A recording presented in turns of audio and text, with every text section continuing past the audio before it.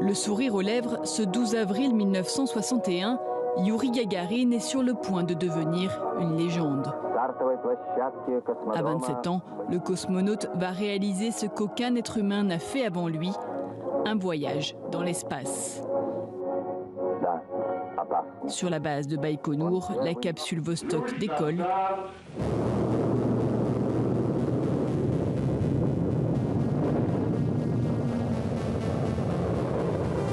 Très vite, il rassure.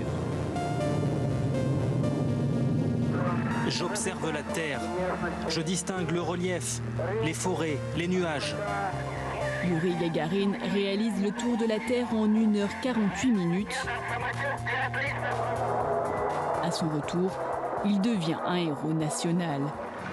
En pleine guerre froide, l'exploit soviétique ébahit le monde entier. La propagande fonctionne à plein régime. Voir depuis l'espace la mère patrie sous mes yeux, ça a été l'un des plus beaux moments de ma vie. Et quand le cosmonaute meurt à bord d'un avion d'entraînement, le pays est en deuil. 60 ans plus tard, Youri Gagarin reste célébré par les Russes et par tous ces héritiers du XXIe siècle à qui il a ouvert la voie. Ces 108 minutes légendaires du vol de Gagarine sont devenues un exemple d'héroïsme pour ses disciples, dont nous faisons partie. À l'époque, on ne savait vraiment pas à quoi on allait se frotter, et puis on envoyait des gens dans l'espace, on n'avait vraiment aucune certitude si on allait les revoir en bon état ou pas. Il y a un vrai culte de la personnalité, on va dire, qui se passe en Russie autour de Youri Gagarin. Ils sont très fiers de cette époque-là, et à juste titre. Une époque révolue, après une succession d'échecs de lancement dans les années 2010, attribués au laisser-aller et à la corruption.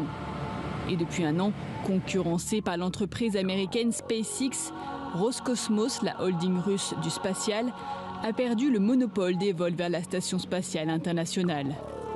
Mais de nouveaux projets sont sur les rails, comme celui d'un lancement sans pilote en 2023.